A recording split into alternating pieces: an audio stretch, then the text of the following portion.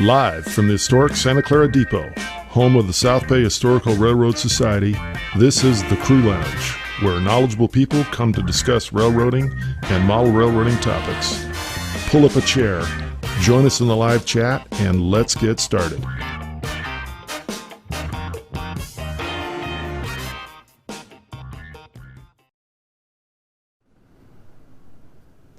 And hello everybody, I'm John Abaticola, your host here, and sorry about that.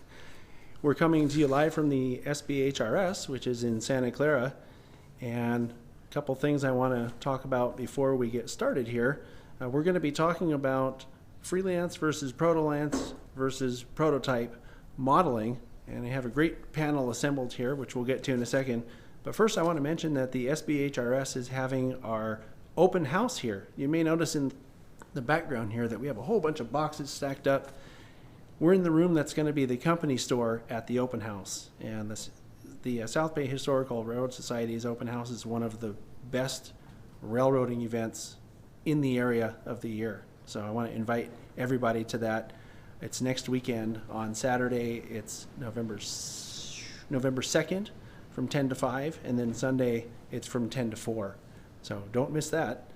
So why don't we go to the panel now? Give me just a second and we'll get that started.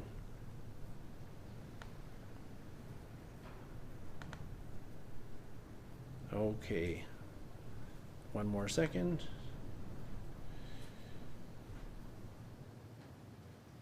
Go ahead, Nick. Afternoon, my name's Nick. I'm with the SB HRS, and wow, welcome to our panel today. I'm Byron Henderson. I'm a custom layout designer. My site is layoutvision.com. I also edit the Layout Design SIG's magazine, the Layout Design Journal. I'm Liam Hart. I'm the operations superintendent at the Carquinez Model Railroad Society in Crockett, and also the local Mexican railroad expert. I'm Mike Coen, and I am a proto-freelance modeler. You can check out the video of my layout on the TSG website, which I model the Western Pacific mostly, and some of the related lines.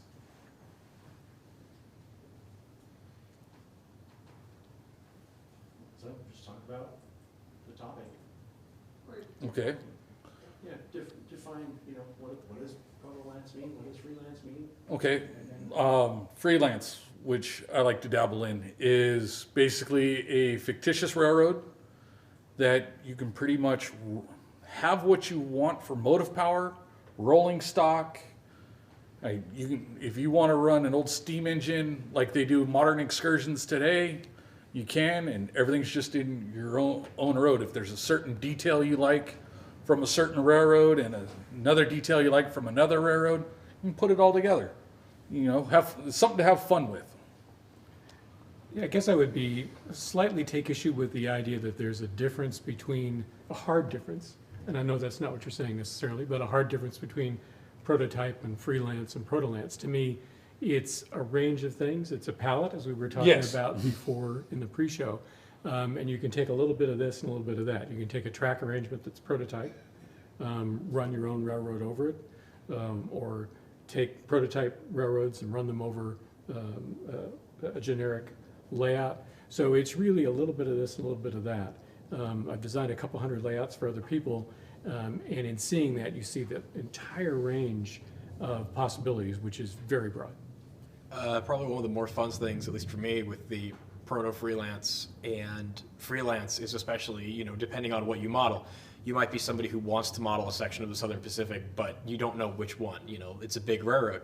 You can model your own little fictional division. I've, been reading Model Railroad basically since I was a kid, and I've seen hundreds of these layouts. I think one of the best examples, and I'm sure you guys have heard of it, is the Cat Mountain in Santa Fe. Oh, yeah. Which is a great example of, it's the Santa Fe, but it's based, kind of protolance in Texas. And another thing with protolance that's really good is, if you're like me and you love a certain type of locomotive and your railroad didn't have it, you can throw it on the roster and nobody's going to look, nobody's going to look at you weird about it. So that's why protolance to me is a lot more fun. And freelance, like you covered, is that, you can just kind of do whatever you want. And, no one's going to come over to your layout and judge you because, well, you can do what you want. And with freelance, this is an open hobby. You can do whatever you want with your layout.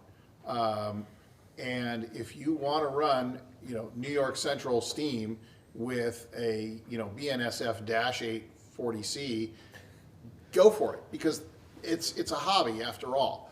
I think it's up to the individual modeler to decide where they want to land. Some people just want to build a layout and run their trains because they love running their trains, they love model trains, and they just want a great big, oval or, extension of an oval so that they can set up a train and run it. Some people want to get more detailed into it, and some people really have a passion for a particular prototype, an actual railroad, and they want to model a very, very specific time and place. There are some modelers that model the Southern Pacific coastline in the late steam era, circa 1955, and that works for them because they want to faithfully recreate that. Personally, I do proto freelance. Western Pacific is my chosen prototype, but my locale is fictitious. Western Pacific never ran into Oregon. It didn't run to Portland, Oregon. It stopped at Bieber, California, and then by extension ran over the Great Northern up to Klamath Falls. Well, in my case, in my world, Western Pacific kept going and built all the way up over the Cascades, down into the Willamette River Valley, and all the way to Portland, Oregon. That gives me license to run Western Pacific, Burlington Northern, and the predecessor roads, and by trackage rights, Southern Pacific, because I'm also a big SP fan. And I call that proto-lancing. But it's up to the individual modeler. Yeah, I think the important thing is whether there's a theme and a concept that you want to stick, and the theme or concept may just be, I want to have fun. But whatever your theme and concept is, the interesting thing I think is if you drop in a little bit of prototype, whether as an interchange or trackage rights or, as a town, it starts to give visitors and viewers something to hang on to, and they can relate to that. And then the rest of your story maybe is easier to tell because you have some anchor point. It's true. And with the freelance side, some of the fun stuff is creating the backstory. How was the railroad created? Why is the railroad running through a certain town? And why does it interchange with X, Y, and Z railroads? It's a hobby. Me personally, right now, I'm modeling Canadian National. I decided to walk away from the freelance because I wanted to concentrate on more of a prototypical roster and locomotive. So I'm doing Canadian National in the 50s. So I get to run my steam, I get to run my diesels and everything. But I will still have a couple cars that for different railroads that don't exist. And go like how you've done with yours, Proto-Lance. I'll actually go through a fictitious town when I go to design my layout. Yeah, and you have I have a couple anchor towns. For instance, my main yard is in Springfield, Oregon, which is just across the river from Eugene, where Southern Pacific had a enormous classification yard. In my my world, there is a connection to that, and I have an interchange run where I get a shuttle that comes from SP's Eugene yard over to Springfield yard, and so that gives you some operational possibilities. And for Proto-Lance, I want it to stay in the realm of plausibility. And it gives me the opportunity to say, what would WP have done had they gone to the Cascades? Well, on my railroad, I have 6-axle Western Pacific diesels. The real Western Pacific never had 6-axle diesels, but they did have run-through power, and they used everybody else's. They used Burlington Northerns. They used Union Pacifics. They even used Rio Grandes on occasion. So that did happen, and I wanted to sort of extend that and say, okay, if WP had GP40s for the south end of the railroad. Well, in Oregon, they're having great big lumber drags. What are they going to use? They're going to use 6-axle power that's going to get down on its hands and knees crawling up a 2.5% grade. What are they going to need? They're going to need 6-axle locomotives that have very high tractive effort at low speeds. So that by extension is why I have SD40-2s, SD9s, that sort of thing. Kind of what SP actually used on the same line. So I want to keep it plausible, and it gives me the opportunity to do some research and figure out, well, how would they have done it using Western Pacific practices? Yeah, I think the research end of it is interesting because we have so much more data now than they did back in the nominal golden age of the 60s or whatever. Freelance was almost a default because you couldn't know enough about some small, relatively obscure branch or subdivision or whatever, where today you can. And so it's possible to model something more accurately, more closer to the prototype, or not. Whereas back in the good old bad old days, you just didn't know. You couldn't know. Yeah, following off what Nick said with Freelance is, you really, especially for me, I'm kind of a writer, and so that backstory is one of the things that I love doing.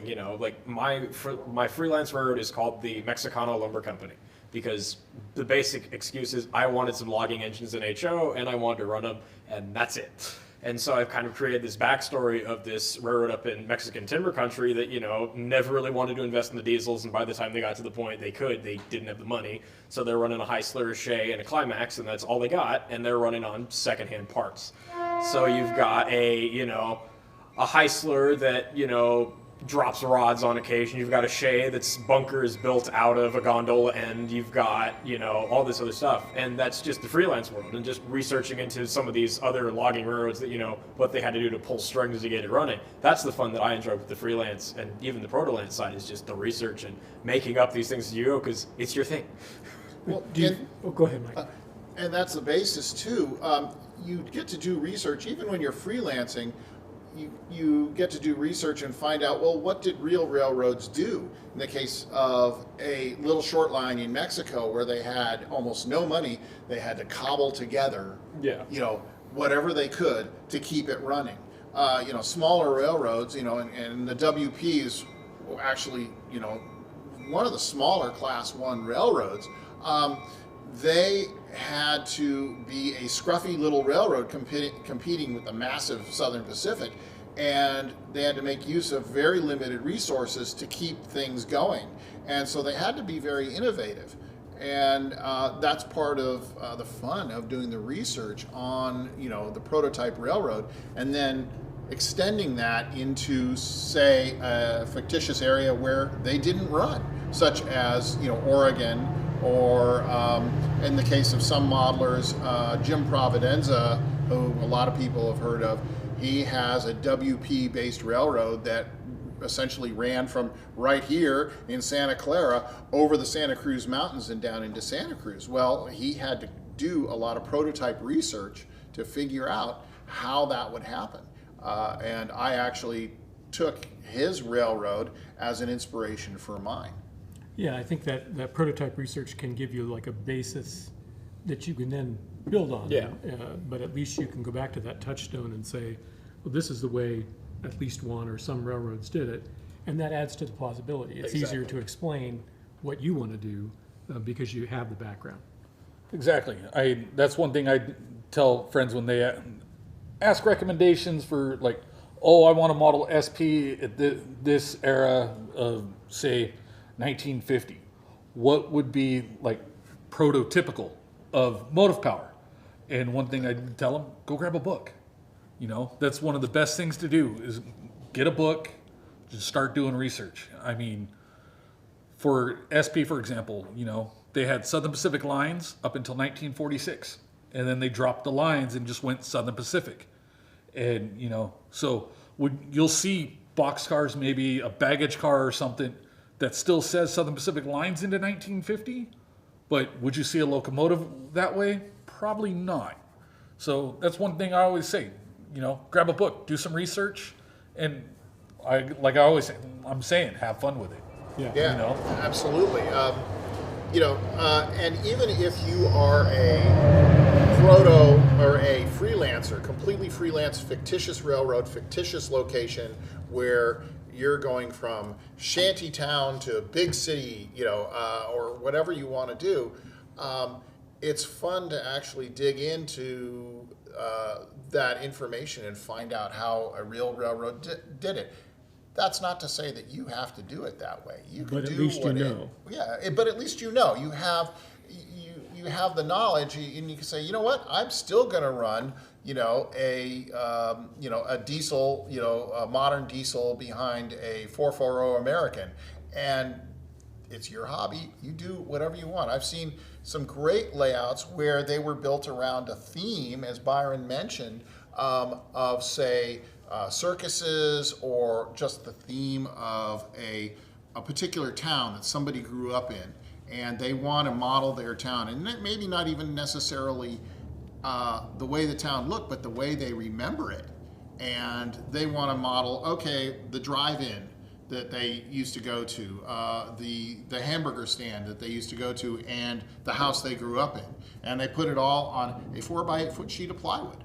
Okay, whatever works for you is what's important, because it's what makes you happy. For us, or for me, I should say, my inspiration was actually 2 books about the Southern Pacific, and about the Southern Pacific in Oregon, and specifically the line down the Willamette River Valley and over the Cascades. And that made a huge difference. I just fell in love with that area, and the more I dug into it, and the more I also discovered about Western Pacific and how the SP ran in Oregon, and how the Great Northern connected to the SP in Oregon to get down to Klamath Falls, I just thought, well, this encompasses a lot of the things that I really enjoy and want to model. As I like to say these days, it checked off a lot of boxes for me, and that's how I settled on the geographical location for my layout. But that doesn't mean that anybody has to do that at all. It doesn't have to be prototypical at all, as long as you're having fun. Okay, so we have our first question from one of the viewers. Someone named Adam wants to know what you guys think. Whoops, and we also have a train outside. He wants to know, do you think that N scale is more prevalent in the US for prototype modeling due to the vast distances that you would be trying to simulate with a prototype model? Well, I've done a lot of layout designs in N that were smaller, and some that are larger. I do think that American railroads in general have this. There's this idea that it's big compared to I get a little choked up just thinking about it. Compared to an English railroad or a German railroad where everything's more condensed. But you can build great layouts in any scale on anything. I've done N-scale terminal switching layouts, S-scale mainline running layouts. So I think as you get to considering N-scale versus HO scale, the availability of equipment is important, and how willing one is to repaint it is important. So those things come into play when you think about freelance versus prototype, what your theme and your locale is. That is true. And, I do have some background in N-scale. And if you like to run the prototypical size 60, 70 car trains, it's a little easier to do in N-scale than it is in HO. I mean, if you have a bedroom layout, you can build an empire. At least in N. If you've got HO, you're doing a small branch line. But for doing prototypical, you can do it. You can do it in N. There's a lot more manufacturers coming up with nice equipment. One of the trains that when I did N, I wanted to do was the Canadian. And when I was doing N scale, the only way to do it would be to grab a Cato Zephyr set, California Zephyr set, and repaint it. That'd be one of the only ways to semi-realistically do it. Now there's a manufacturer getting ready to come out with one in probably about a year and a half. And, you know, it's all into the detail. How detailed you want to get it with N scale. And you can do a lot of scenery in it. Basically, this table, you can build a nice big switching layout in N compared to what you can do in HO. So, Yeah, the bottom line is, for whatever scale, is how much room do you have and what do you want to model? If you want to model long American freight trains, you know, that somewhat resemble the prototype, and you only have something the size of this table, or you only have a small bedroom, then logically you're probably going to be modeling in N scale as opposed to, say, O scale. So how much room you got? American houses tend to be larger. Clubs tend to be, you know, warehouse size, or in the case of the South Bay Historical Society, this club is in one half of an old railroad station. So really it comes down to, you know, how much room you got. We have another question. Do you guys feel like you've hashed that one out? Yeah. Do you want Yeah. to say something about it, Leanne? I'll add a bit. Basically, my general thing with N scale, because I also dabbled in it a bit, is that, you know, when you do have, you know, limited room, I 100% recommend it, especially if you want to run the longer trains. Because on a 4x8, you know, you can run your decently sized HO train, but unless you really like small locomotives and 40-foot freight cars, you're not going to be able to run your Z train on it. With N scale on a 4x8, you can run a Z train, not a long one, but a decent one. But the one thing I'll say with N scale is that if you're someone who's 110% prototype and that engine you get from Atlas has to be right, don't go looking forward to N scale, because you want your gyro lights or your Mars lights. You know, not everything has them. They're starting to get to the point where they can put that kind of lighting in these locomotives. But you know, if I would say I'd go more toward HO. But N scale is pretty good if you have the space. Yeah, very viable. Well, we have another question here from a viewer named Ralph. It's kind of more of a comment, but I'm kind of interested to hear what your guys' take on this is. And the question is, he says, I'm a freelance modeler and I find it harder to make it believable because he's freelancing basically. What's your guys' take on that?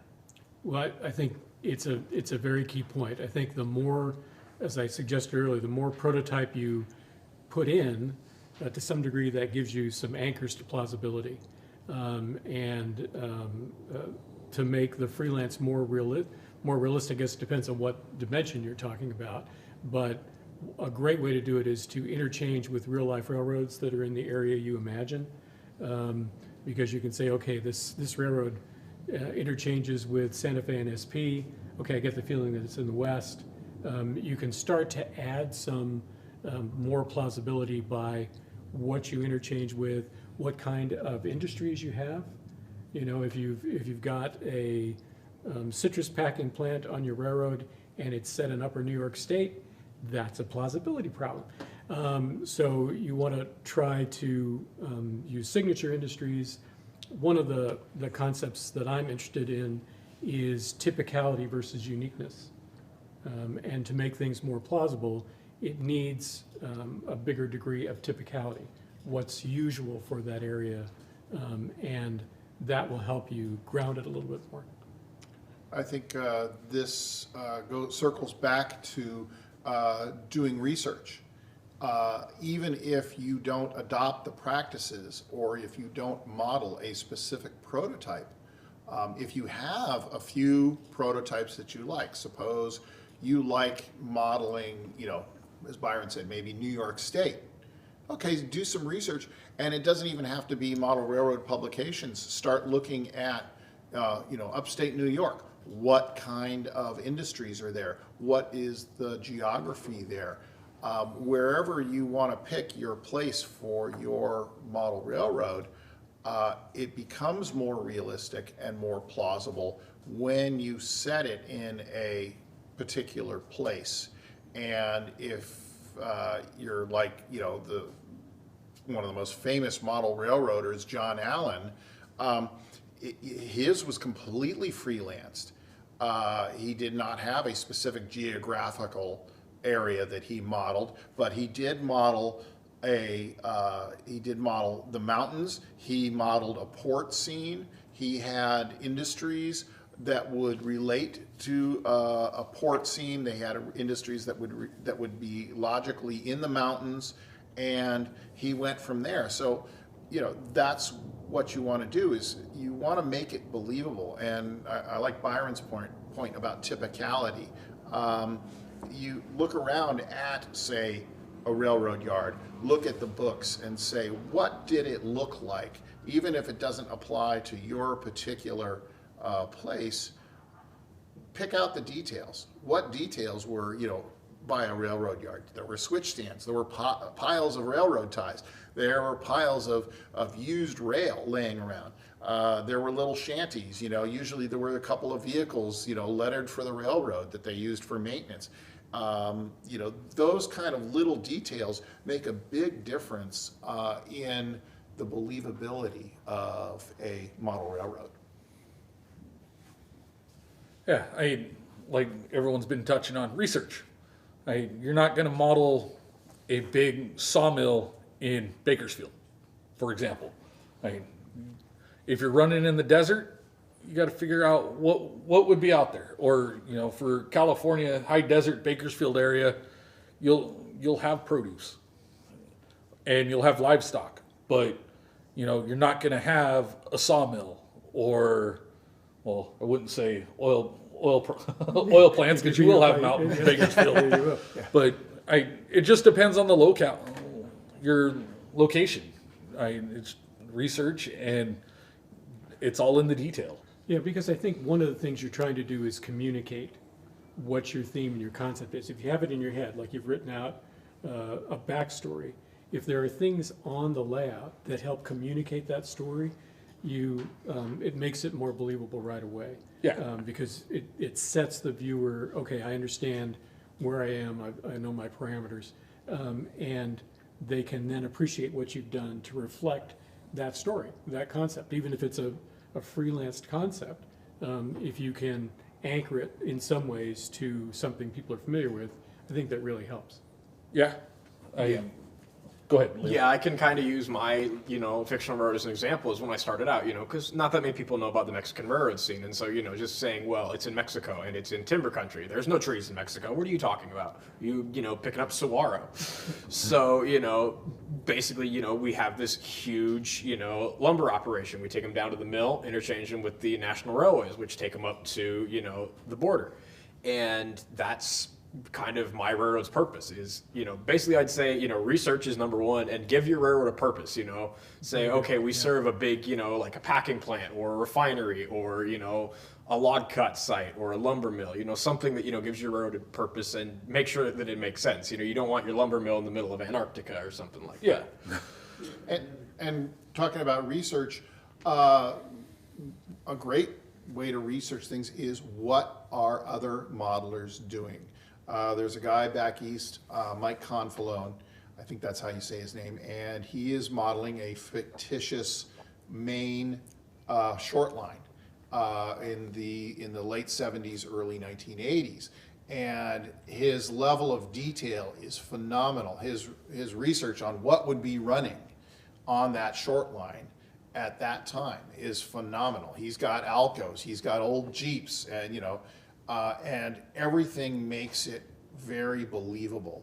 And even, like I said, if you don't have a specific locale, well, what's in the area that you're modeling, regardless of whether you actually pick a specific geographical area? What do you want to do? What is the purpose of your railroad? Because railroads are a business. They do something. They haul passengers. They haul freight. Well, what kind of freight do they generate, and what kind of freight do they receive? There's a lot of publications, and now, with the internet, there's almost too much information. You can go out there and find out what kind of operations appeal to you, and do it and pick it up. And so if you want a small switching layout because you've got, say 8 or 10 feet, okay, well, you're going to model an industrial area. And okay, what kind of industries would be in that industrial area?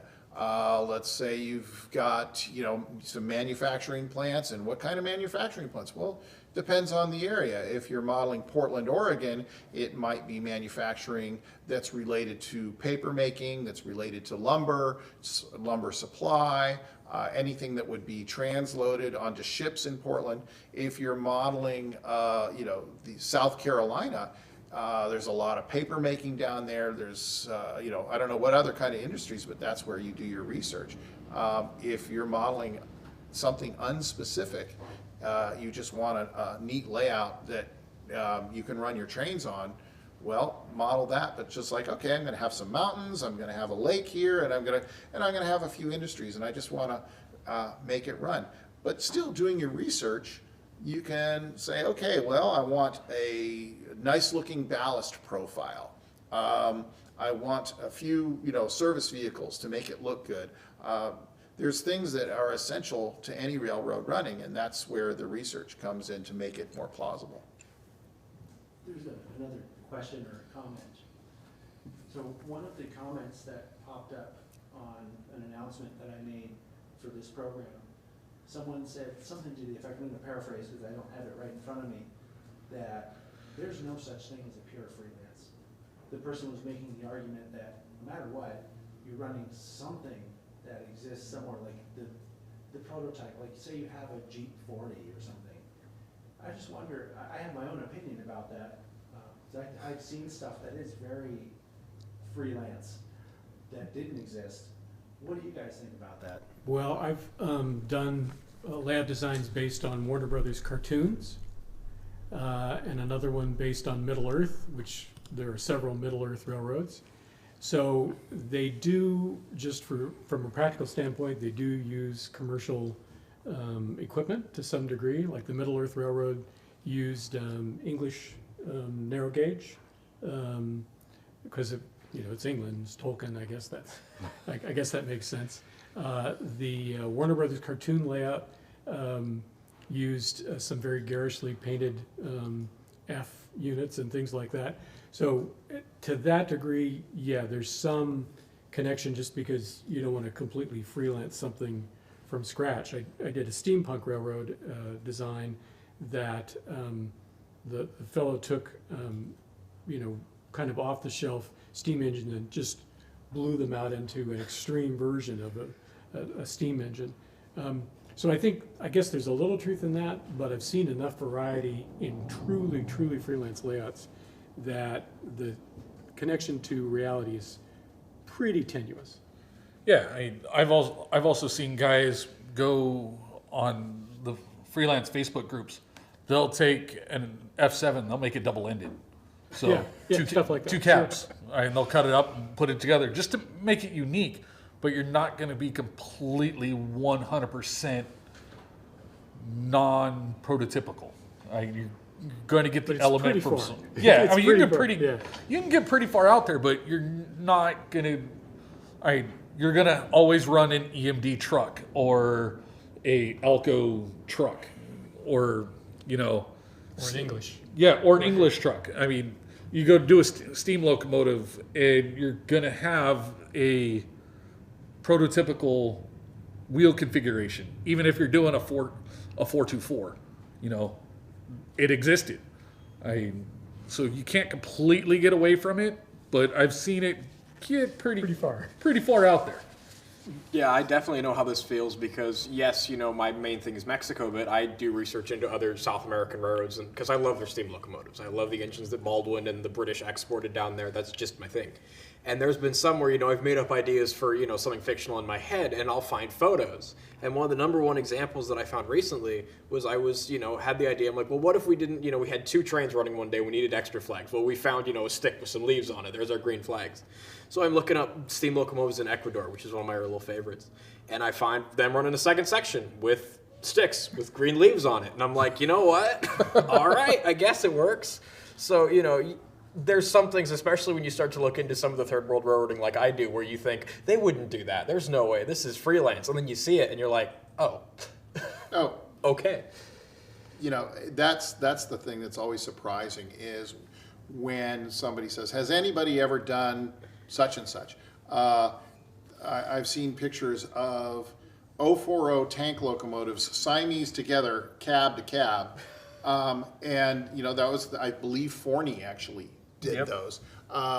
You know, the Mason Bogie, which is a 260, and the tender is part of the same frame with a 6-axle truck under supporting the tender engine. That was used in Colorado. So, and when you start going further afield and go to other countries, it's amazing the mix of stuff that people's imaginations to solve a certain problem came up with.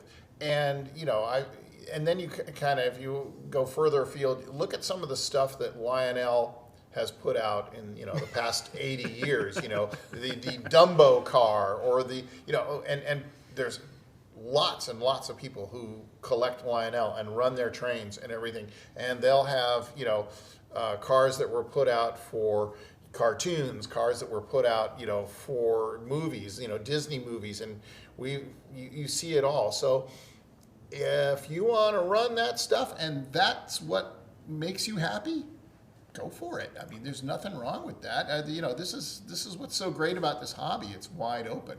Yeah. So I think, short of modeling, you know, a monorail, which people have done, you know, the common thread is, okay, 2 rails and ties, okay, and switches and motive power. Whether it's a rail bus or, you know, a big boy, or, you know, like the Russians actually did a rigid frame locomotive that was I believe a 414-2 or something. 414-4. 414-4. It didn't know what a curve was. Yes, you know, I mean, you know, there's all kinds of weirdness out there, and some of it's surprising when you look at the prototype and you start doing your research, what you find. And you're going, no way, and yes way, people did that. And they made it out of steel and iron, and it actually ran somewhere. Maybe not for very long, but it ran, you know. Yeah, I think if you look at what the Lego guys are doing with the Lego trains. Oh, yeah. Yeah. You know, there's a lot of imagination there. And so I think, to me, the distinction saying, well, it's got to be a little prototype.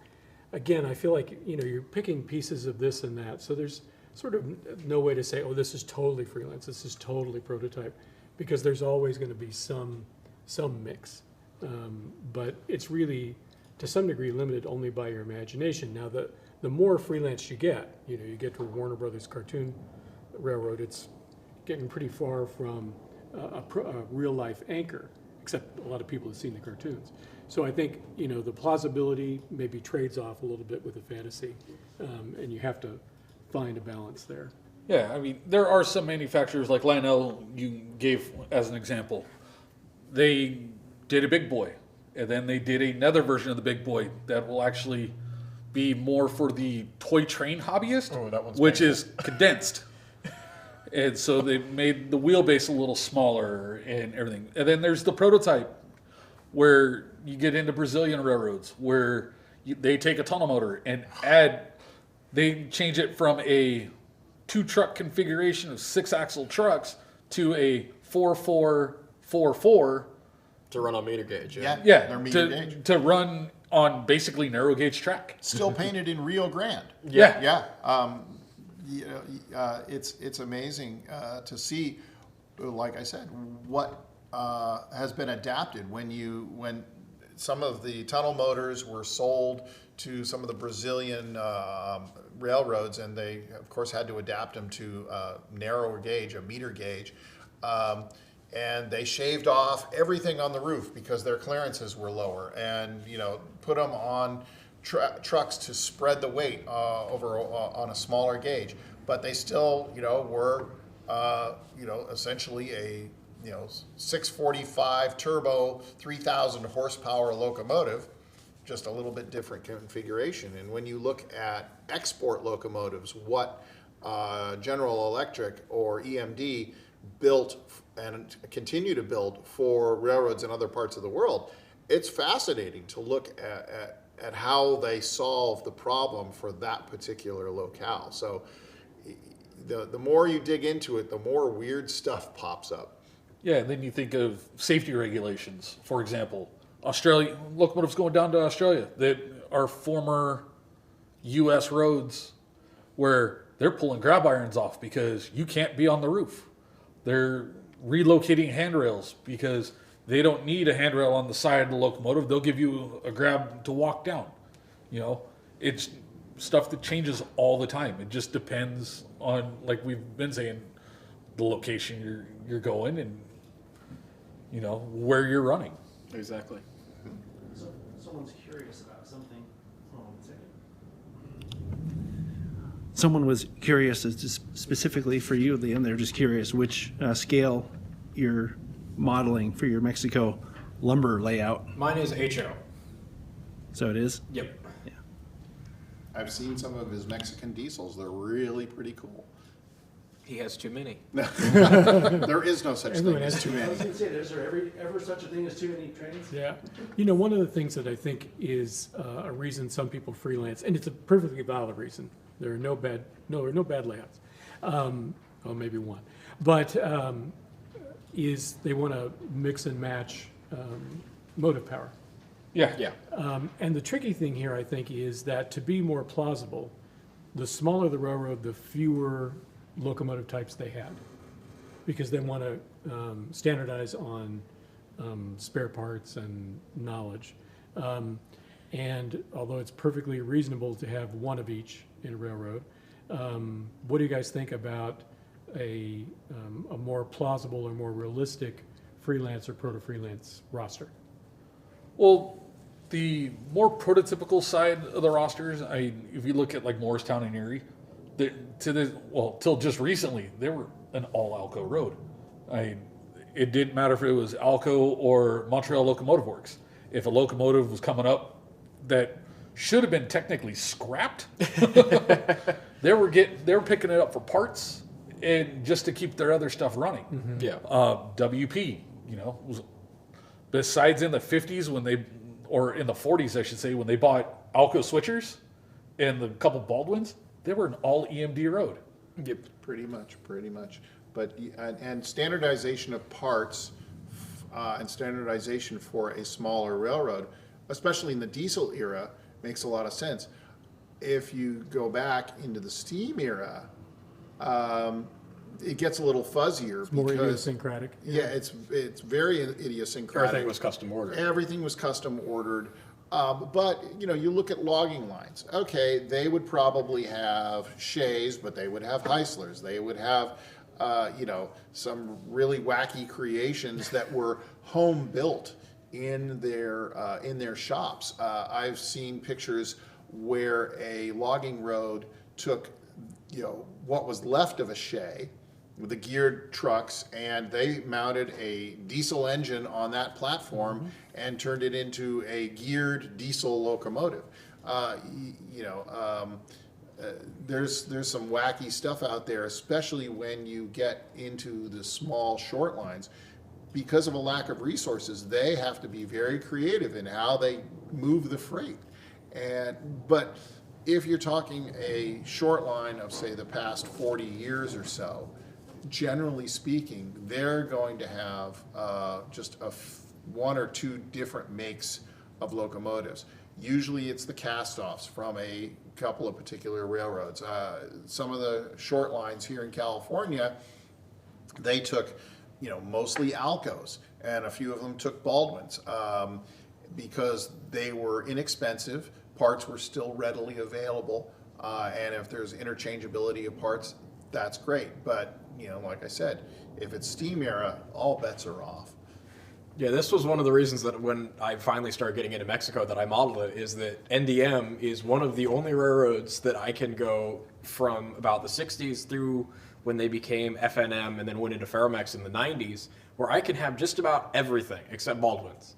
Because they had RS1s, they had, you know, SD40s, their big fleet was C30-7s.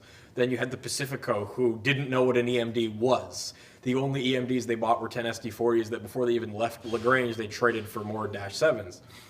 And they ran all this stuff into the 90s. And I can run 40-foot boxcars without roof walks, because they ran those, with friction bearings, of course.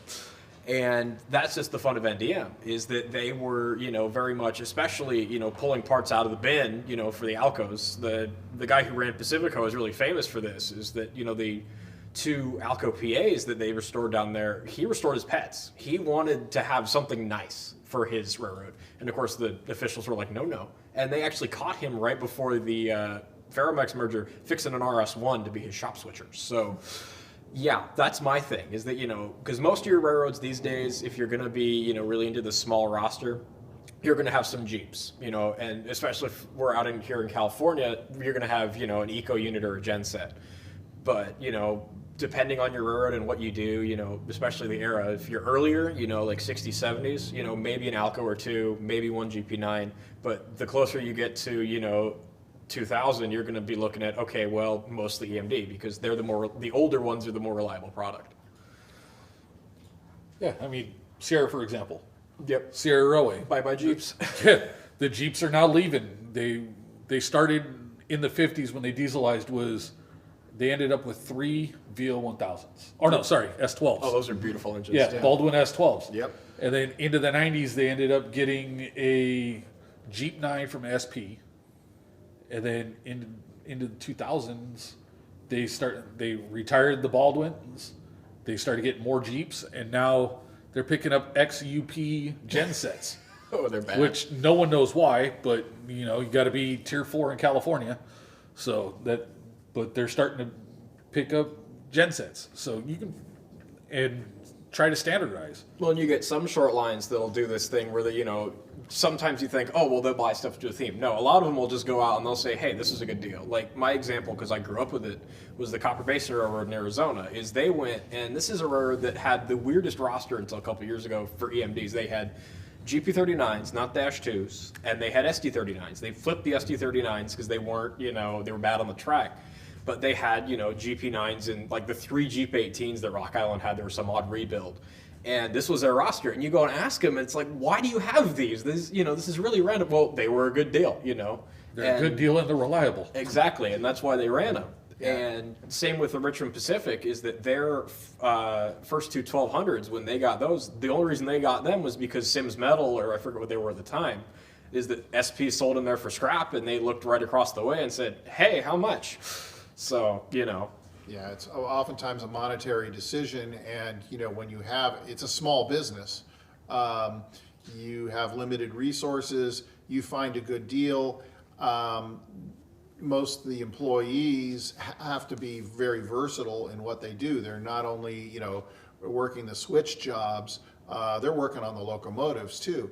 And so my guess is, like you said about the Sierra picking up gensets, these guys are going to get a real bargain basement locomotive, and they're going to figure it out. They're going to figure out how to make it run and how to keep it running. And maybe they have to buy a 2-for-1 or 3-for-1, and while one's in the shop, it's like an old Jaguar. You always bought 2. One was in the shop all the time, and the other one was on the road, and then vice versa. So they do what they have to do to move the freight, and at minimal cost.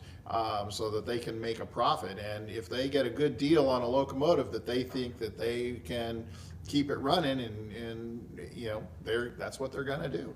And back then, when the Class 1s were getting rid of Alcos and Baldwins, that's when they were showing up on the short lines. When Class 1s were dieselizing, the short lines were picking up steam. I mean, Stockton Terminal in Eastern had one of the oldest steam locomotives in existence for a long time. The number 1. Yeah, that was a 440 American, and I think it was built in like the 1880s or something like that. Oh, even earlier. I think it was like earlier. 1870s. Yeah, something. and it still exists somewhere. Yeah, she's down in Travel Town. Yeah, she's in Travel Town. So yeah, there's on display. There's all kinds of examples of that from from a short line perspective, because you do what you got to do to keep it running, and that's one of the reasons. One of my other interests is logging, because it's really amazing to see what they did just to keep the stuff running, and the innovation and creativity when you're out in the backwoods and you gotta move the freight, and you don't have many resources to do it, and you have to be ingenious to get it done, get the job done.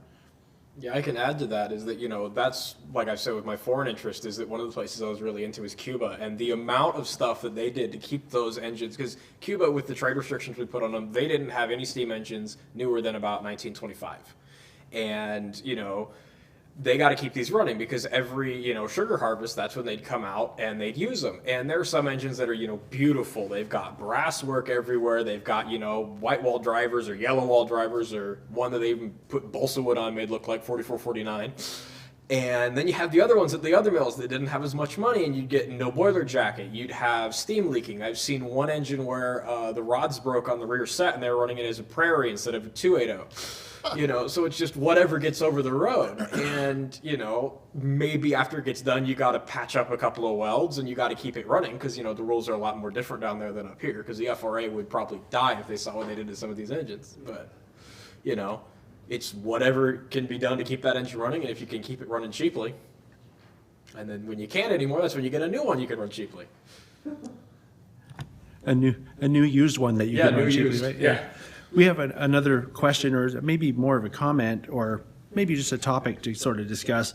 There's a lot of chat, I'm being told in the live chat, about prototypical modeling being the only way for rivet counters, but how that's not really welcoming and could be limiting to, I guess, sort of bringing new people in, because not everybody wants to, I think because not everybody wants to be that specific. And so I think to put that in the form of a question or topic is, maybe what do you guys think are the benefits or advantages to each sort of approach that we've been talking about?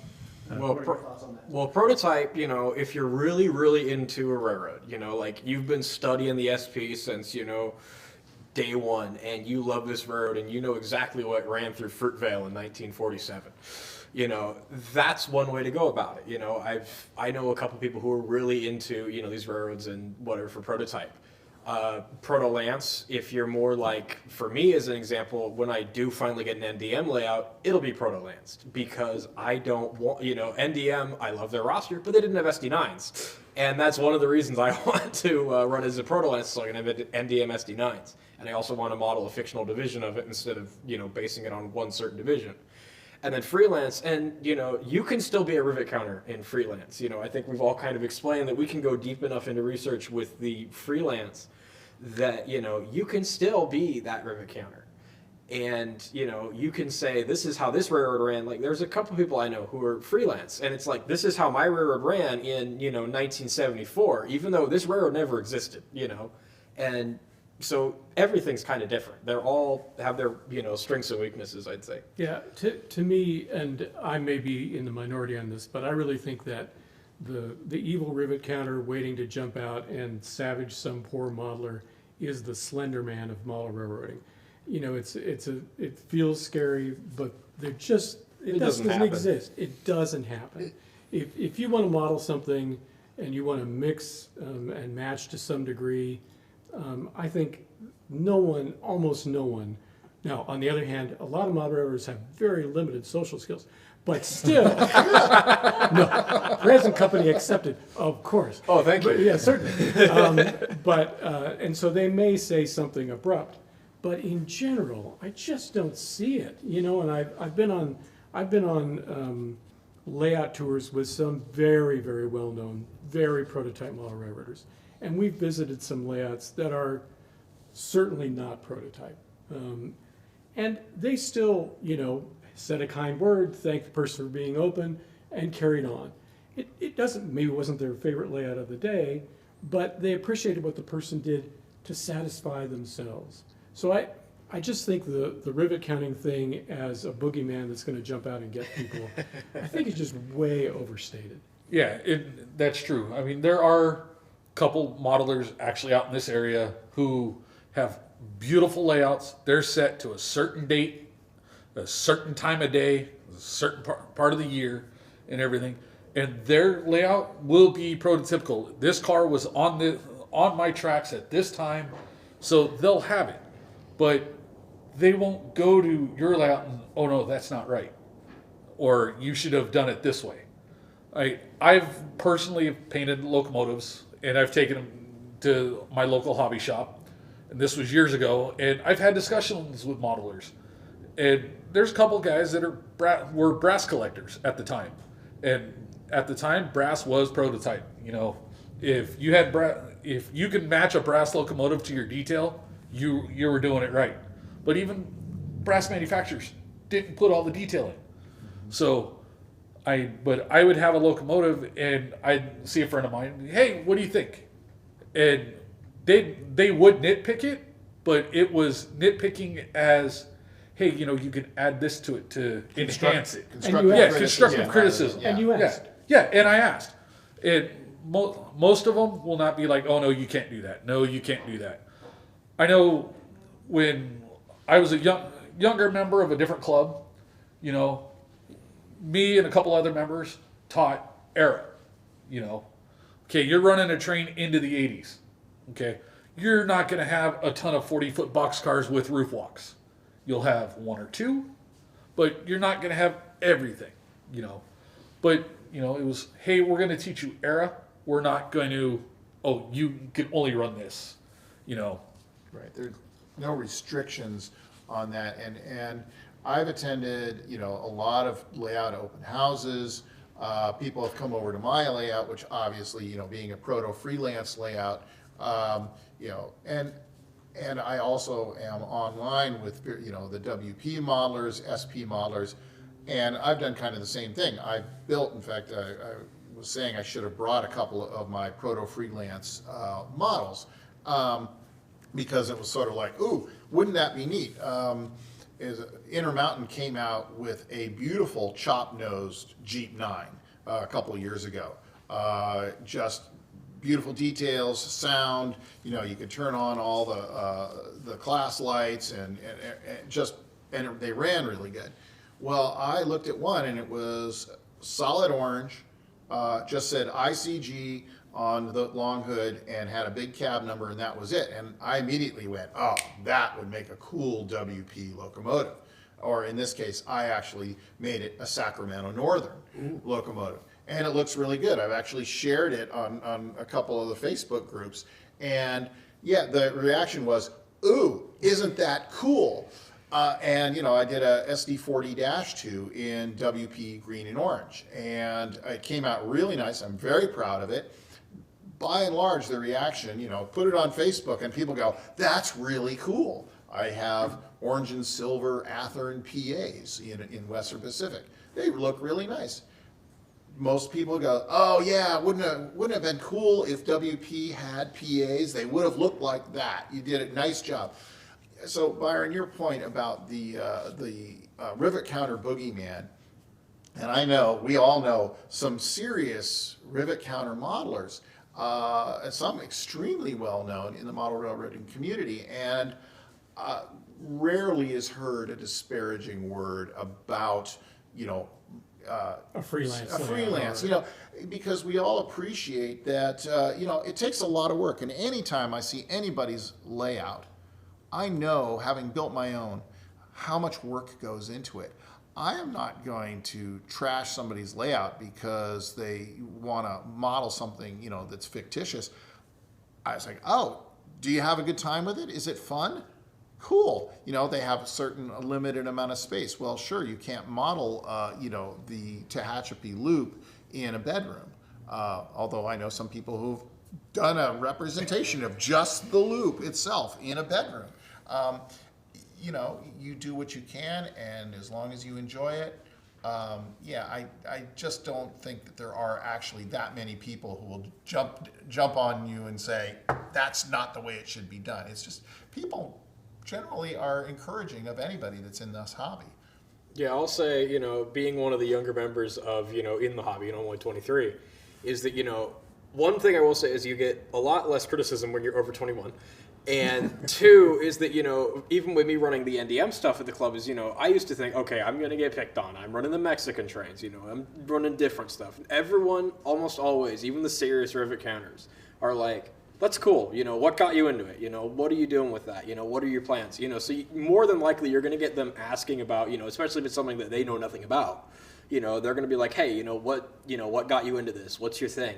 So like, I like the boogeyman thing is that, don't go around thinking, oh, someone's going to jump out and, totally nitpick. No, more than likely they're going to be like, hey, that's cool. Or, hey, let me give you some constructive criticism or something like that.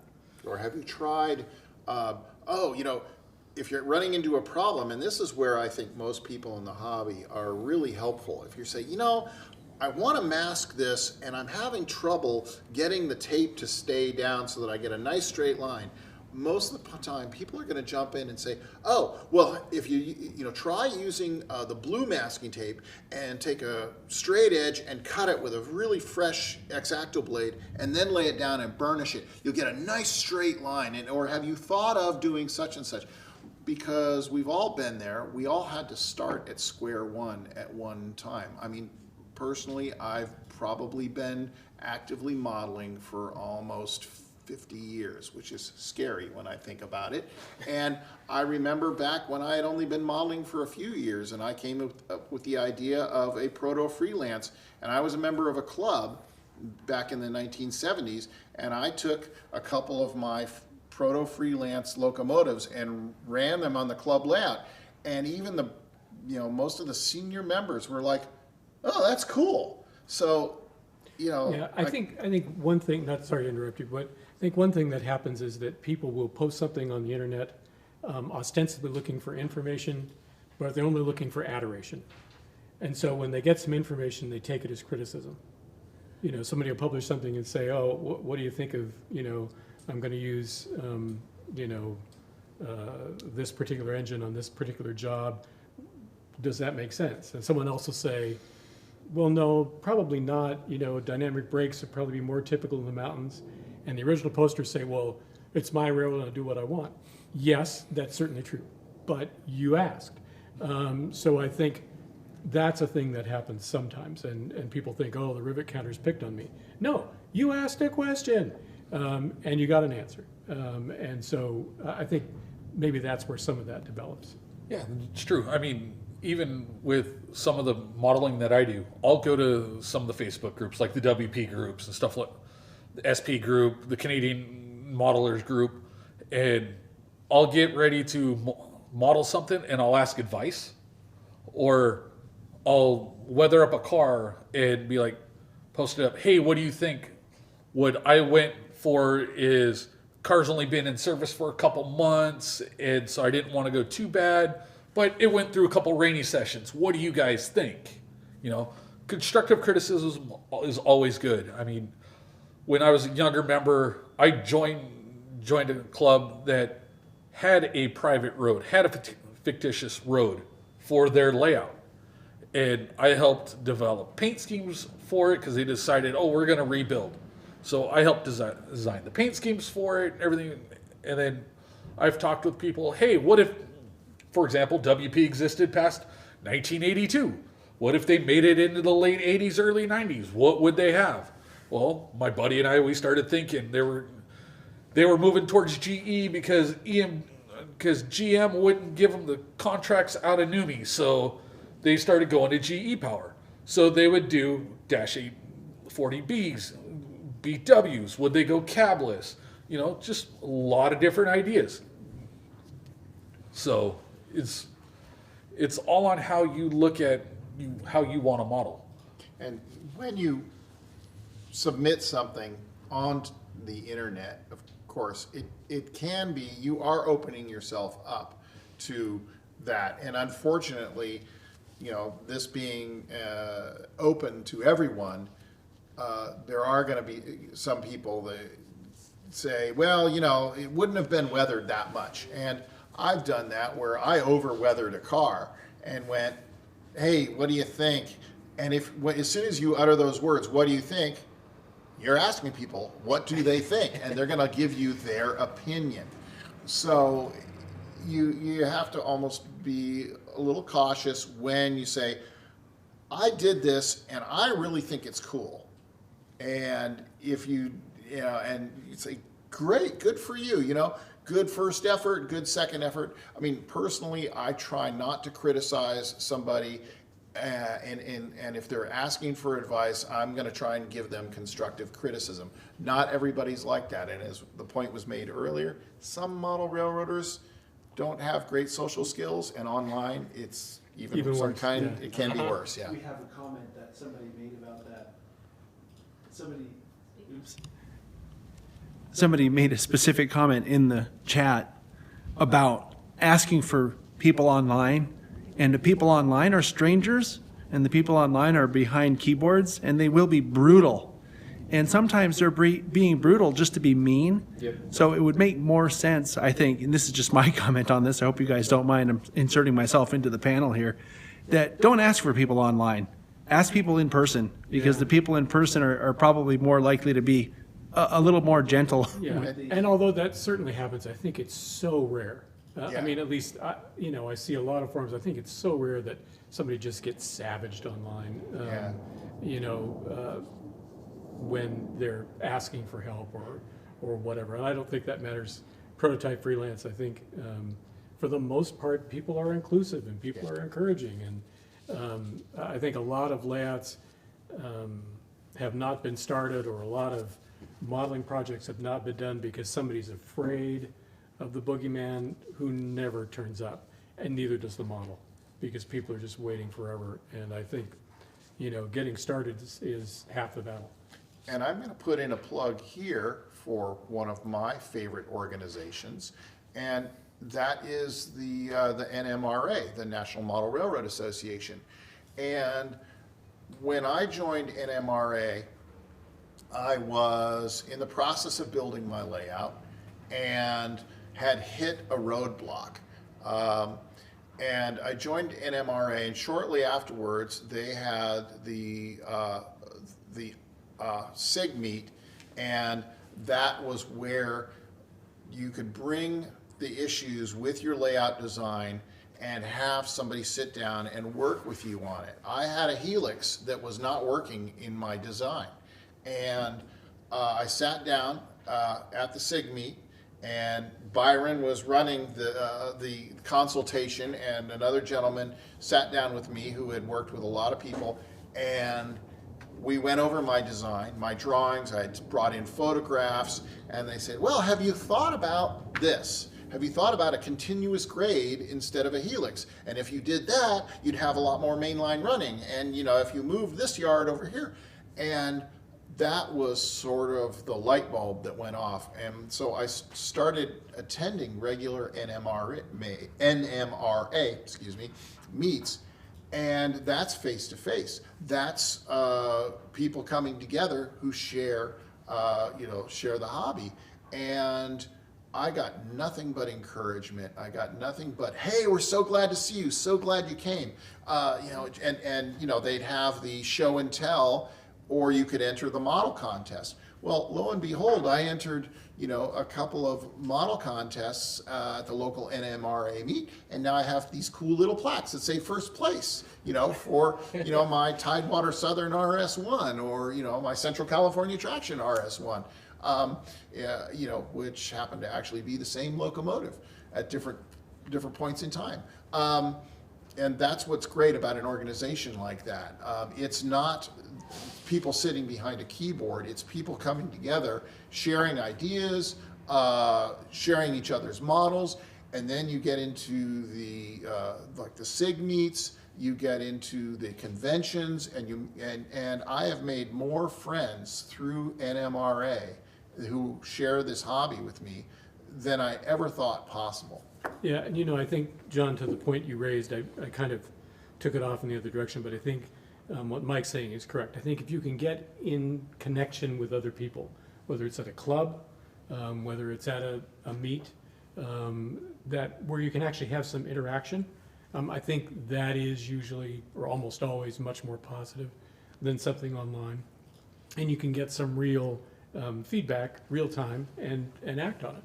Can I interject something here real quick? I'm being told that there's a lot of negative talk on the live chat about the NMRA being a place full of rivet counters and prototype only, very Not true. hardcore. So far from true. So far from true. I think it might be worthwhile to explore this a little bit. You're talking about SIG stuff. Now I know what that is. We know we all know what that is, but maybe not everybody watching knows what that stands for. As a matter of fact, I met you, Byron, at the layout design SIG, and was very impressed with what was going on there. And I think it is important because I want to dispel that whole thing, the whole idea. Now maybe some members of the NMRA who happen to also be modelers who lack certain social skills, like we were talking about before, have that problem of being rude about it.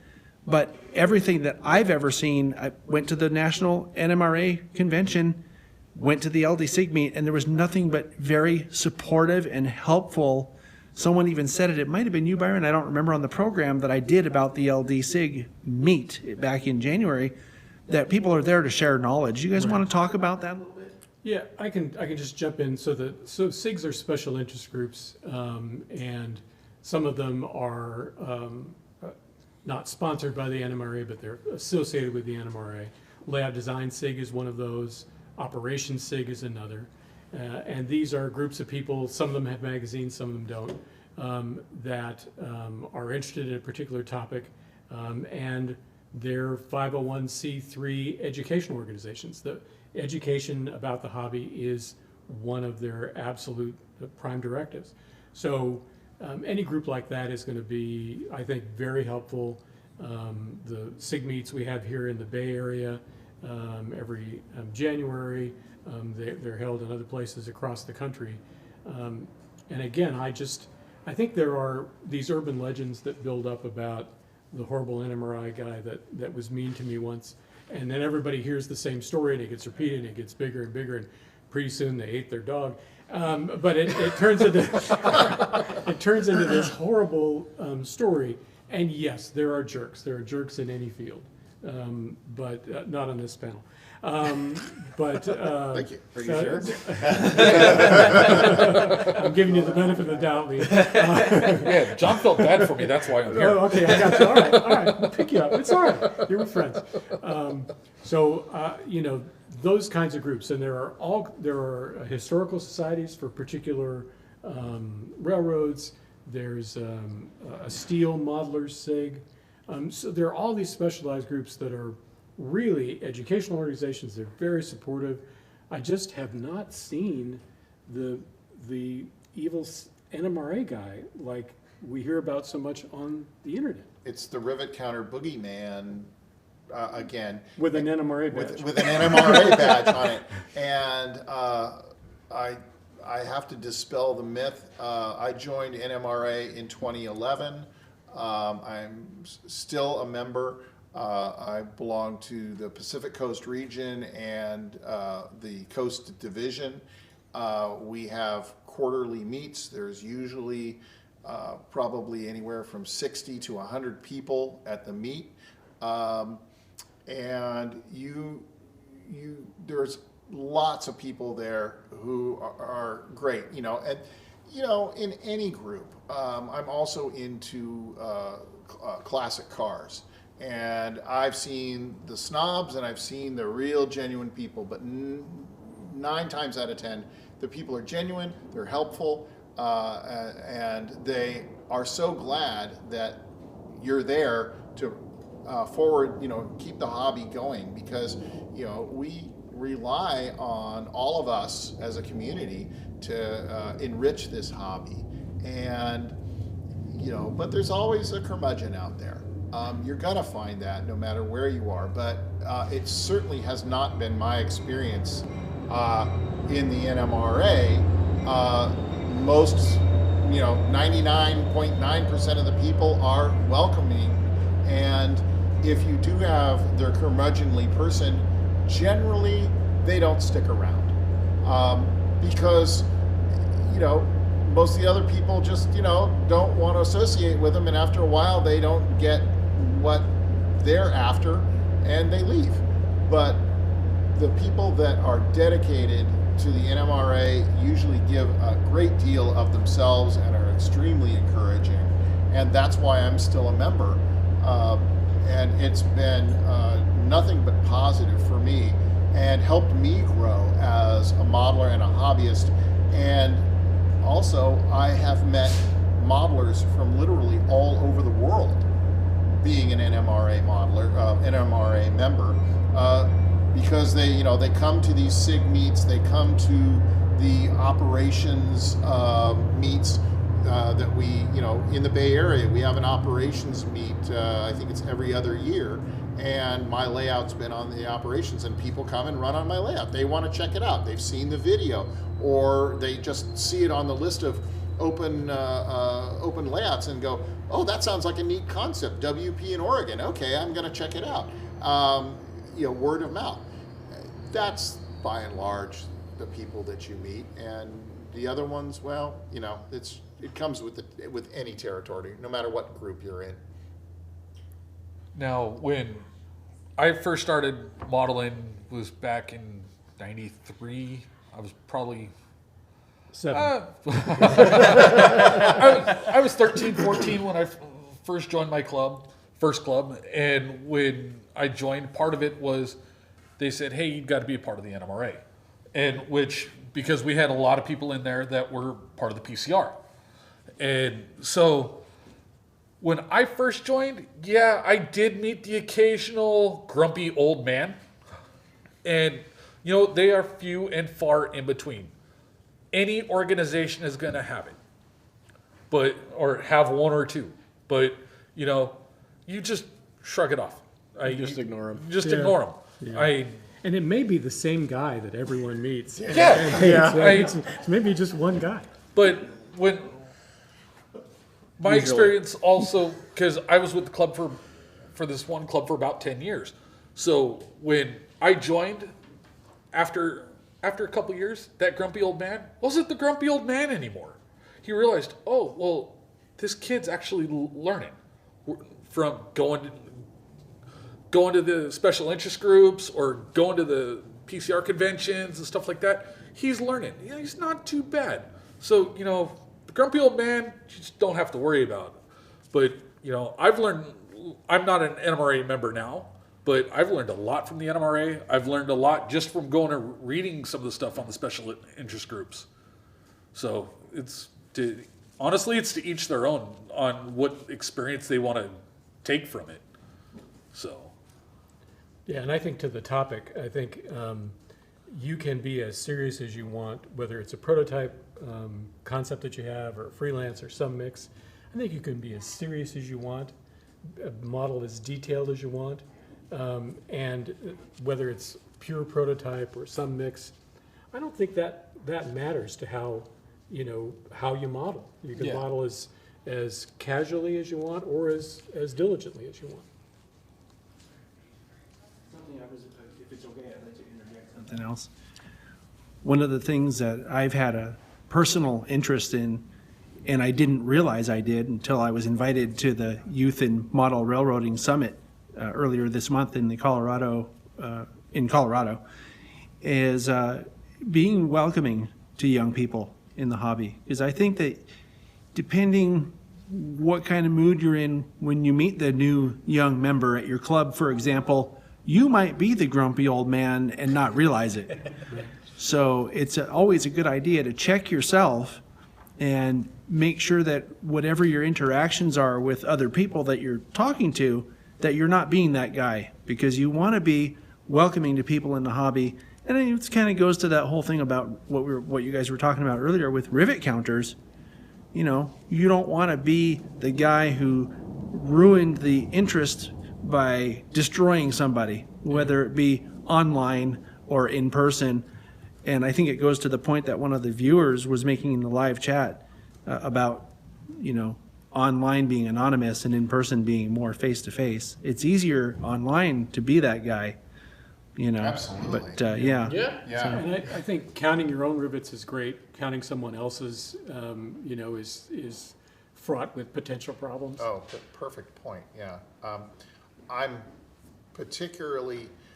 have a certain level of detail and prototypical fidelity that I'm after for my models and for my layout. Now, if you look at my layout, well, there's not a whole lot of detail on it in certain places, but I'm working towards that. On my models, I want, my diesels to have sunshades. I want them to have MU hoses, and drop steps, because that's what I want. But that's my own personal preference because I've grown over the years as a modeler. When I was starting out, it was a bare Athearn blue box shell that, you know, I painted up in my fictitious railroad and lettered it and everything. And okay, I didn't get those grab irons straight. You know, I didn't, you know, that paint line wasn't perfect because this hobby is all about practice. It's about, you know, working towards your goal. And, you know, it didn't turn out very well. You know what? That thing went into brake fluid and I stripped it and I redid it because, you know, I wasn't personally satisfied with it. But if you're satisfied with your modeling and it makes you happy, what more is that? That's what this hobby is about. It's, you're not, you know, you can compete with other people if you want to, and try and make yours the best of the best, but you have to understand that is a competition. Are you really trying to compete, or are you just competing with yourself? I'm just competing with myself. I'm just trying to make it better than the last one. I'm trying to make it meet my criteria. But my criteria now is far different than it was when I was just getting started in the hobby, when I was, you know, 13 or 14 years old. It has to be.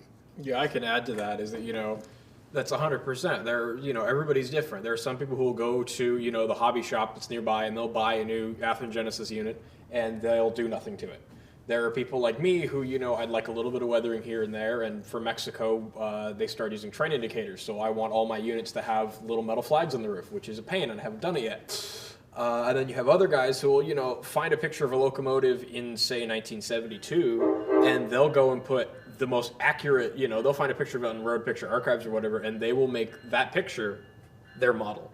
You know, so there's kind of, and everybody does differently, and everyone has different ways to reach that final goal. You know, I mean, I've seen, and I've talked to, you know, at CMRS we have about 80 members, and I've talked to a couple of them, you know, on weathering and stuff like that, and I've gotten a different answer every time, because everybody does it differently. Right. Yeah, everyone has their different technique and everything, depending on what it is. You just got to remember rule number one, it's your railroad. Yep. Yeah, and I think it's okay to modulate fidelity, you know, and to say, I'm really going to focus on the locomotives and the cars, maybe not as much. Or you can take the Alan McClellan approach and say everything's at a good enough level. Now, for most people, good enough keeps rising as time goes on, and you want to redo things. But I think it's okay to have things in different states of fidelity and different states of quality as you develop. You know, you don't have to go 0 to 60 day one.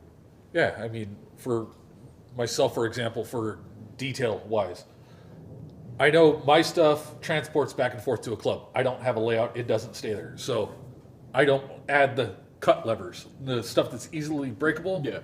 I don't add to the rolling stock. All right, now, locomotives, yeah, you're going to have a sunshade. If it had a sunshade, it had a sunshade. If it had the canvas shade, I'm not doing those. Because those, they'll just get ripped off easy. But, you know, it's back again. Sure, railroad, have fun. You know, you don't have to be 100% prototypical on everything. Yeah, and it depends on, you know, various stuff. Like for me, like I love EMD SW1s. They're like my favorite switchers ever. And I have one of the Walthers ones. And I was happy with it. You know, it's in Tiger Stripe, looks great. Well, then I went and looked up pictures of the unit I have, the 1009, and I found one photo of it when it was on lease to PE, and it got the trolley poles to activate the crossings. And I'm like, well, I'm doing that now. Yeah. So, you know, and that's the other fun thing with a lot of these locomotives. I mean, okay, if you have a one-off that ran for 5 years, whatever, but if you have, you know, like an SP tunnel motor, you can do anything to it, you know, and you can look up a million photos. Right at some time. Exactly. You run it when it's, you know, like you just got it from Athearn, well, that's how it ran when it was brand new. You go and dunk it in a thing of oil, you know, that's how it ran in the 90s. You know, you can go anywhere. That was year 2. That was coming out of Tunnel 5. Kind of true. Yeah. You know, and you were saying about the Walthers SW1. I mean, you know, I've got actually 2 of them. I got one of the old runs, and that thing is totally modified. It has handrails. It's lettered for Sacramento Northern. Nice. It has the right horn and you know, everything. The weird spark arrestor, which, you know, Details Associates actually did at one time. And I have another one that's one of the new ones that runs absolutely perfectly. Oh, they're It's great. such a great locomotive. It's bone stock. You know, it's not even weathered or anything. But I pull that thing out and run it back and forth, and I'm like, what a great little locomotive. And one of these days I'll get to it, but at the same time I'm building a large layout, and oftentimes, you know, you don't have the time. You know, there's a couple of criteria that I have on my layout. I try to always, whenever I get a new freight car, I always try and take the wheels off, paint them, because I hate shiny wheels, you know, and, you know, usually put a KD couplers on it. That may be it, and it may be like that for a long time. But I try and spend, you know, 15 minutes to an hour on that car, making it just, you know, so that it fits in and it, you know, it doesn't look like a glaring error. You know, even if it's just taking some burnt umber and a wash and washing it down the sides, and that takes 15 minutes with a wide brush, and, you know, the getting rid of the shiny wheels and everything. Boom, goes on the layout. And I may not do anything to that car for years to come. That's the only criteria that I have. But that's me personally. If you want to run shiny wheels and everything, I'm not going to be disparaging over somebody just because that's the way they do it. Hey man, they're running, you know, running down, you know, 25 feet in their garage, and they got a six locomotive consist pulling a grain train, and they all have shiny wheels and everything, but they're having a good time, and go for it. You know, I'm not going to criticize that. Hold on. We're still waiting for our food, so I'll be doing this when it's time. But we also still have a good audience watching, so Well, thank I think you for staying around. Yeah.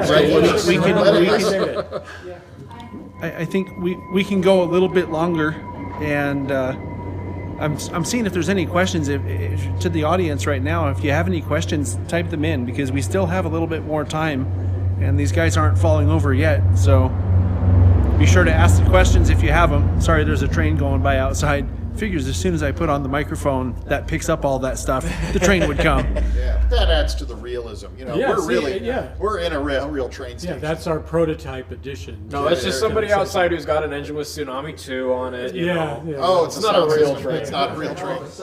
Oh, Yeah. that's one of them stock Athearn unit, or actually be Broadway Limited with that with the Rolling Thunder. There you go. Well, I used to joke around about that, you know, like back in the 80s, the guys with the boom boxes, you know, because at club layout, they're not going to put those out, you know. So Yeah. I used to just imagine some dude with like the subwoofer walking around up here with Lauren, this little Paragon 3 engine, you know, just bouncing along with the beat. I'm like, all right, you know. Well, you look at Lance Mindheim, did an article, I think it was last year, and he put a decoder and connected it to like Bluetooth, so that the operator could wear headphones, and the decoder would feed into the headphones, so you could turn the volume up and be operating your locomotive, and you're not bothering anybody else, but you're hearing like real high fidelity sound in your headphones. I thought that was a pretty cool concept, you know, because you know, I can remember, you know, blasting the music when I was a kid, and, you know, turn that down, and, you know, now my wife walks in, and, you know, I got the layout turned on, and, you know, all the sound units are running and everything, and she's trying to talk to me, and I'm like, I can't hear you. What? So. Oh yeah, that's us at CMRS for Ops, is that, you know, we got a couple guys who have their scale trains turbines. Oh wow. And you know, that's one where I'm like, okay, you know, I know you might blow out your hearing doing that on headphones, but it'd be nice not to hear the white noise on the other side of the room. Well, yeah. They're gorgeous units. We have a couple members who have them here, and we've made it a rule: you got to turn it down. Oh yeah. Yeah, we like cut them to like quarter volume because they're so loud. Yeah. Well, But they're gorgeous locomotives, and they look good running.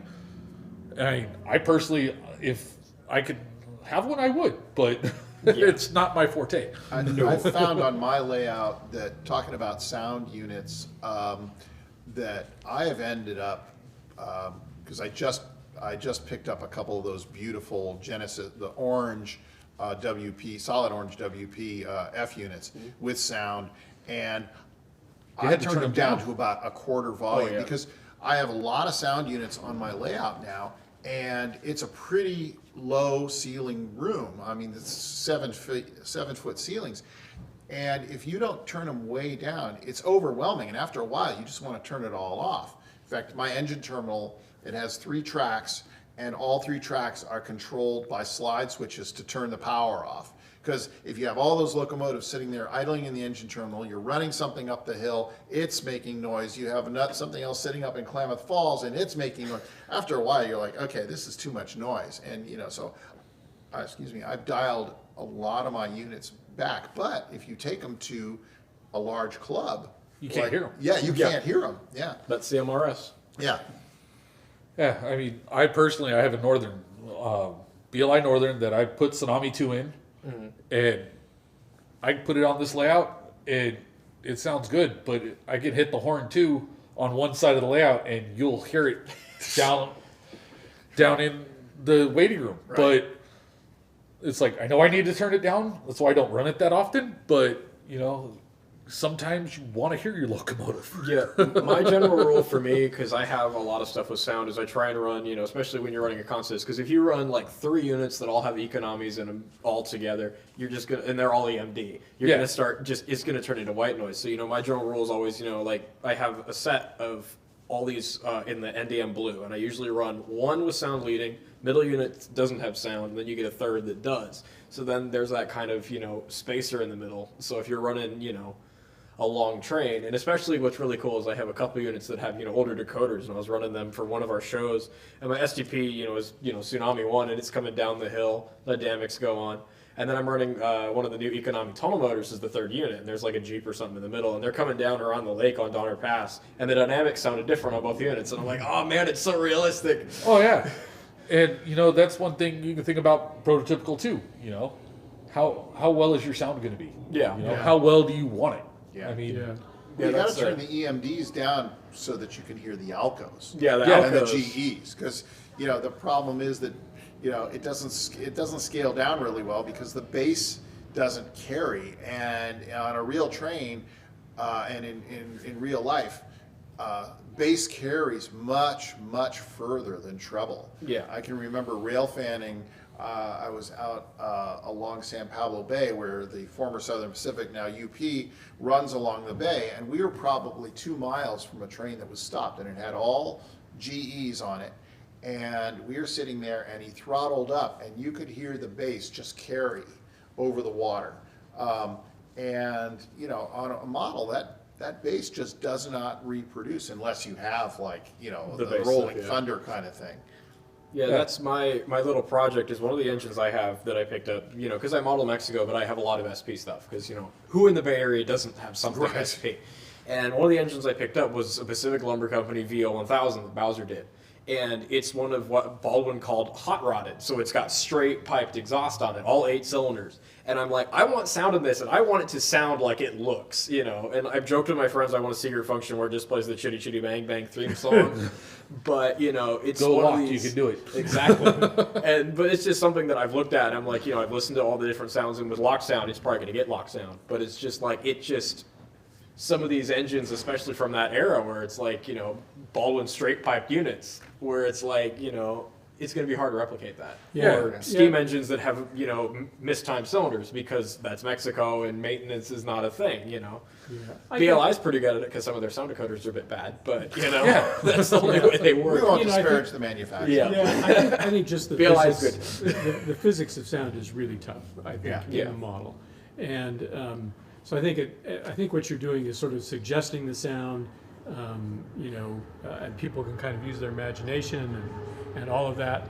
But I think it's going to be tough to really make the full experience ever. I think the visual experience is a lot easier to recreate than the sound. Sound is still cool, but I think there are just physics limitations and sensory limitations that are always going to make it a half step less. Yeah.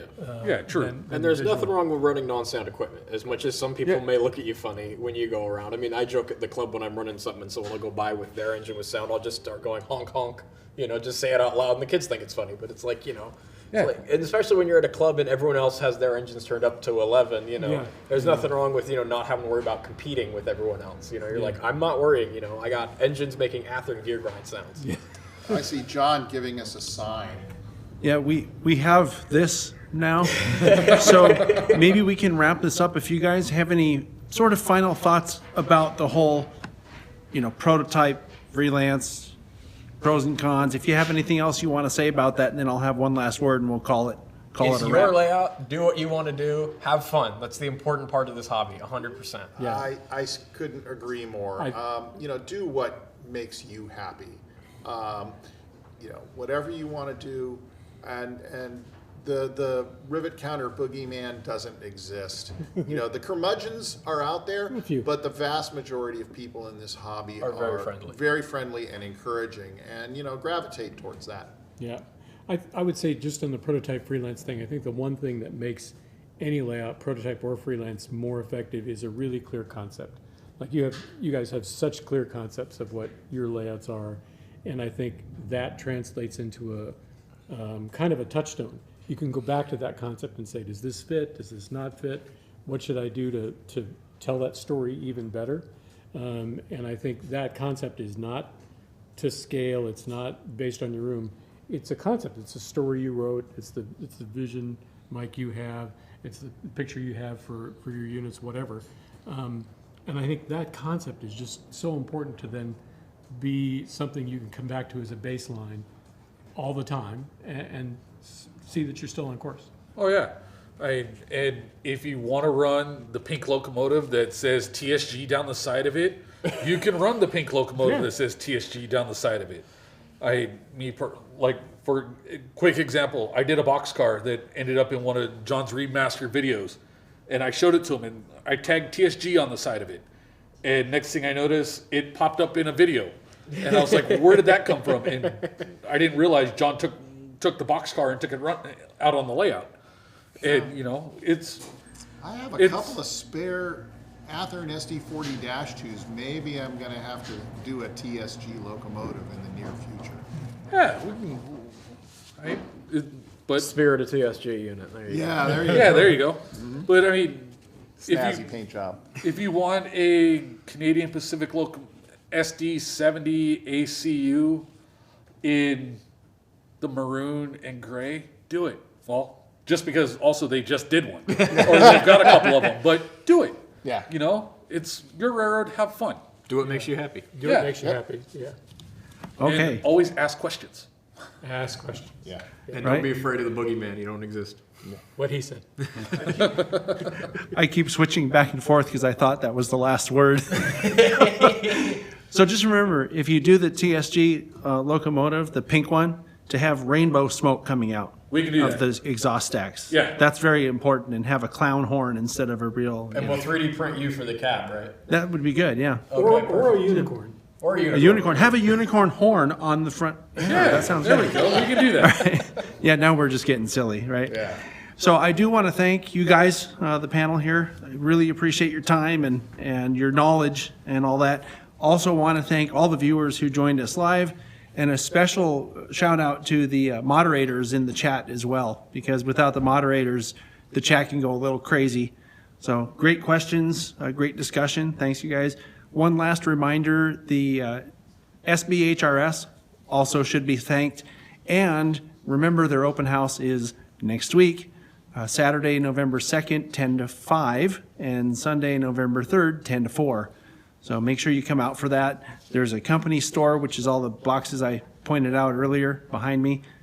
Tons of stuff, thousands and thousands of railroad-related items that you can buy here, and it goes to help support the SB HRS. The library is open for people to look at. The interlocking tower, which is one of my favorite spots on the property here, is open, and there will be someone very knowledgeable giving talks about what the interlocking tower is and the history of the tower, all that kind of stuff.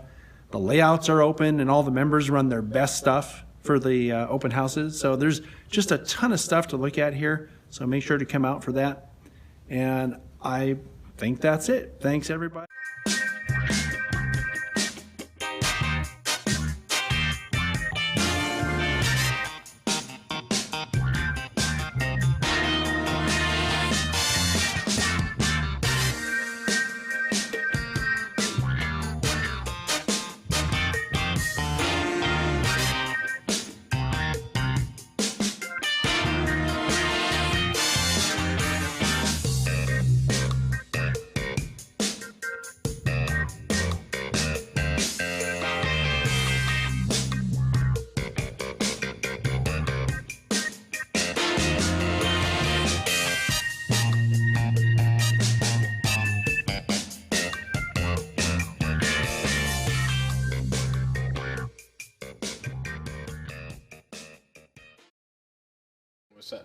Oh my God. Yeah, I heard that too. And I'm like, no, that sounds like